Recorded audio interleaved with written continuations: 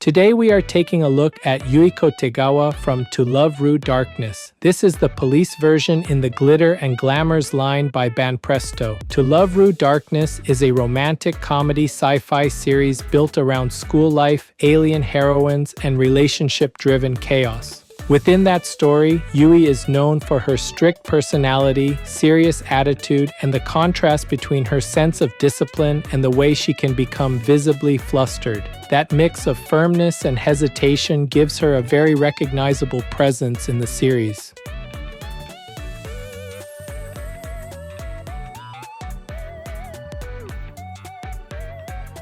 Today's highlights for this figure are the hesitant expression and posing, the American police-inspired outfit, and her body line. The first highlight is the hesitant expression and posing. The face does not push into a fully aggressive look.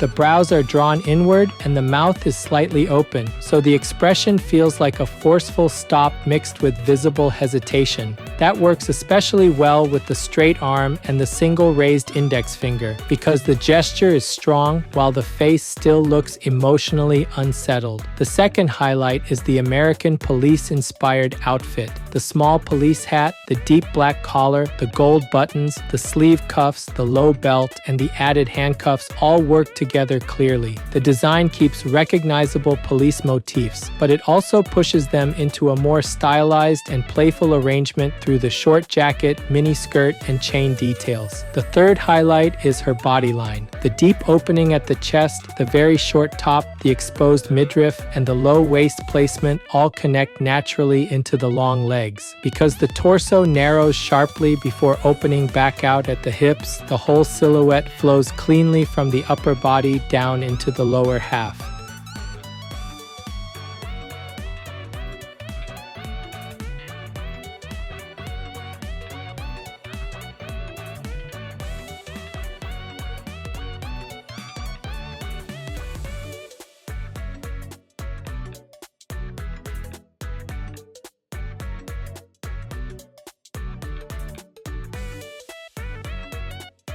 This channel brings you figure reviews and anime merchandise updates straight from Japan. If you enjoyed this kind of content, don't forget to subscribe.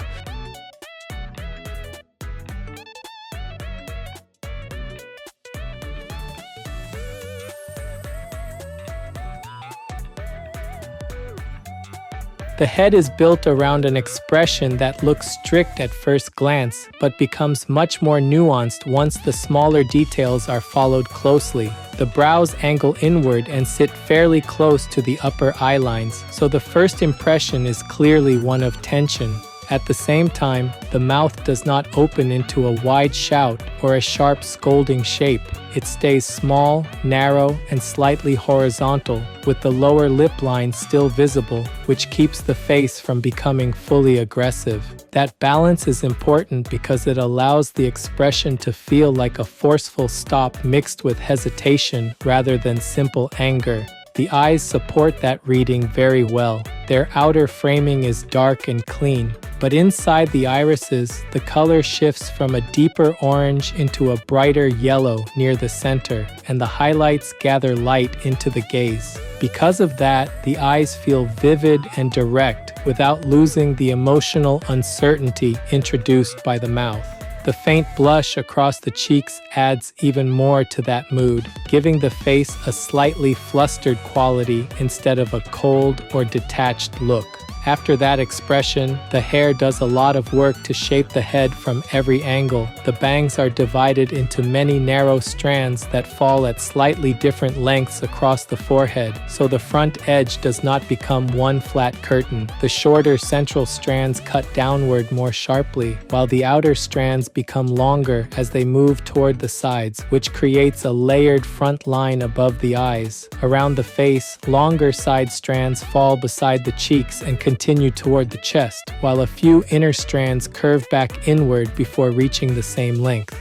That means the face is framed by more than one layer, and the outline stays active rather than ending in a single hard border. On top of the head, the small police hat is placed slightly off-center, and that asymmetrical placement immediately gives the head a strong accent. The hat itself is simple, but the narrow brim, the rounded crown, the rope-like band, and the circular front emblem give it enough structure to read clearly, even from a distance. Behind that, the rear hair spreads into a much larger mass. It falls down the back in separated sections, with some strands hanging more vertically and others curving outward closer to the waist.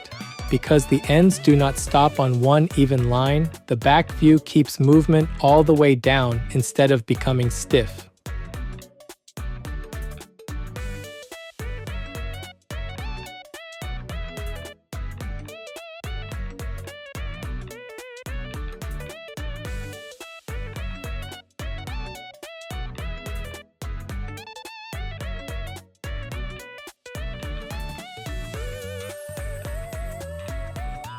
The upper body is where the figure's costume design and pose begin locking together most strongly. The chest area opens through a deep black collar that drops into a sharp V, and the skin inside that opening is left broadly exposed, so the contrast between the blue top and the open chest reads immediately. The collar does not disappear into the shirt surface. It sits as its own visible layer on top of the garment, and its outer lines spread toward the shoulders, while the inner lines fall steeply toward the center. That creates a very clear frame around the chest before the eye moves lower. Above the bust, the small black flaps add another layer of structure. They widen the front visually and keep the costume from feeling like a plain cropped shirt. Below that, the top is organized by 3 gold buttons placed in a straight vertical row. That center line becomes the main axis of the garment, while the panel lines on either side follow the volume of the chest and then pull inward toward the waist. Because of those lines, the top does not read as one soft, rounded block.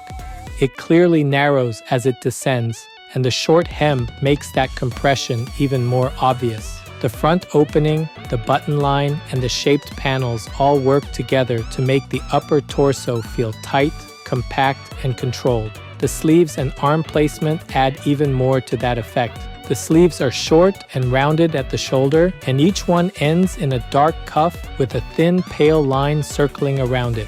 On one shoulder, a braided cord hangs down in a gentle loop, adding another separate line over the outside of the upper arm. That matters because it prevents the sleeve area from feeling too plain next to the very open front. Then the pose takes over. One arm extends almost perfectly straight forward with very little bend at the elbow, turning the whole limb into a long, directional line. At the hand, only the index finger points outward, while the other fingers fold inward in stages, so the gesture has a clean and unmistakable stop sign quality. The other arm does the opposite. It pulls sharply back behind the hip, bending at the elbow and bringing the hand close to the waist, where the fingers pinch one ring of the handcuffs. Because one arm projects and the other retracts, the torso gains a visible twist. That twist runs from the open chest into the exposed midriff, where the surface narrows under the bust and then curves back outward near the waist. The result is an upper body that feels long, tight, and expressive at the same time,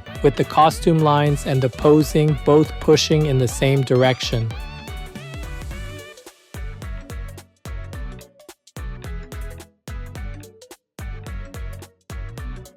The lower body carries a lot of the figure's visual impact because it takes the narrow waist from the upper body and turns it into a broader, more decorative arrangement around the hips and legs.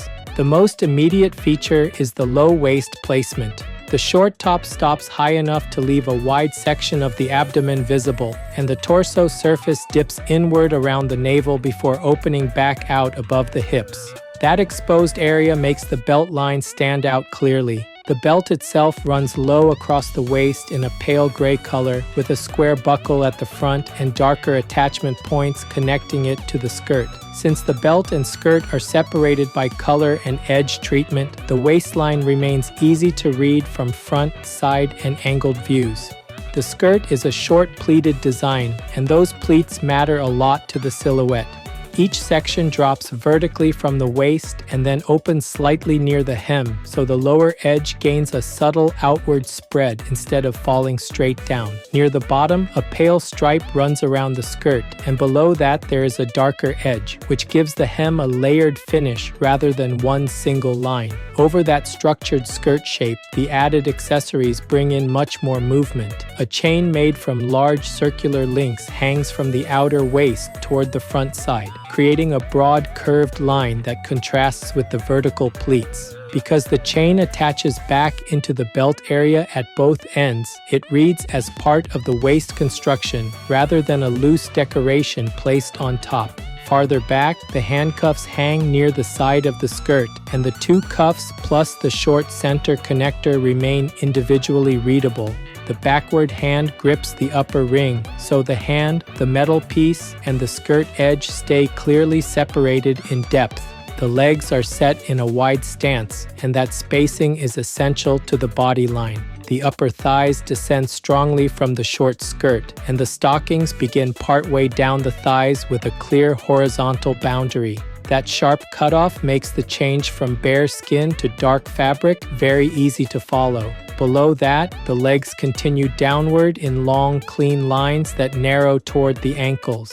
The shoes are black pumps with raised heels, rounded toes, and a smooth opening across the top of the foot. They do not interrupt the leg line much, which helps the whole lower half feel long and continuous. Between the low waist, the short skirt, the chain, the handcuffs, the thigh-high stockings, and the heels, the lower body ends up doing a lot of work without looking cluttered.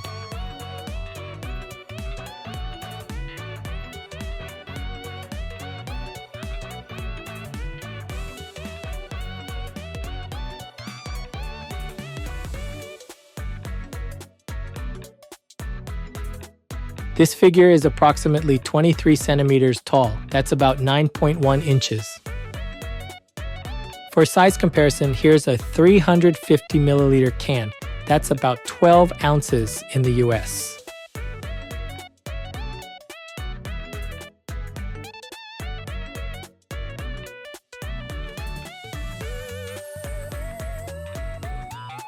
Overall, Yui Kotegawa by Banpresto stands out because this figure combines a hesitant expression, a police-inspired outfit, and a body line that stays very clear from the chest all the way down to the legs. The face makes the first impression work especially well. The inward pulled brows, the vivid orange to yellow eyes, and the small, slightly open mouth create a look that feels firm on the surface but emotionally unsettled underneath. The light blush supports that reading and keeps the face from becoming too severe. The hair helps a lot too. The layered bangs keep the eyes visible, the longer face-framing strands add softness around the cheeks, and the large rear volume of the hair spreads into separated sections that keep the silhouette moving from the front view into the back view. The small tilted police hat gives the head a clear accent immediately, so the character red stays strong even before the eye moves down into the costume. The upper body is effective because the outfit lines and the pose are working toward the same result. The deep black collar opens the chest sharply, the gold buttons create a straight center line, and the panel shaping pulls the top inward toward the waist. That gives the shirt a strong sense of compression through the torso instead of letting it sit loosely. The sleeve cuffs and braided shoulder cord add just enough extra structure to keep the uniform theme visible from more than one angle. Then the posing takes over. One arm shoots straight forward and turns the raised index finger into the cleanest focal point in the figure, while the other arm pulls back behind the hip and pinches the handcuffs. That contrast between projection and retraction creates a twist through the torso that makes the chest, waist, and abdomen feel much more dynamic than a simple front-facing pose would. The lower body completes the design by opening that narrow waist into a more decorative and lengthened silhouette. The low belt placement, the exposed midriff, and the short pleated skirt all make the transition from upper body to hips very easy to follow. The large circular chain adds a broad, curved line across the outer waist area, and the handcuffs hanging near the side bring another metal accent without overwhelming the skirt itself. The stockings create a very clean cutoff on the thighs, and from there, the legs continue in long, uninterrupted lines down into the heeled pumps. What makes the figure especially satisfying is how naturally the eye travels through it. It starts at the pointing finger, moves back into the face, then drops through the open collar and short top into the exposed waist, the belt, the skirt, and finally the legs. That path feels controlled and easy to read the whole time. Because of that, fans of To Love Ru Darkness or Yui Kotegawa will definitely enjoy this piece. Collectors who like hesitant expressions, police-inspired outfit designs, and strong body lines should find it a very satisfying addition.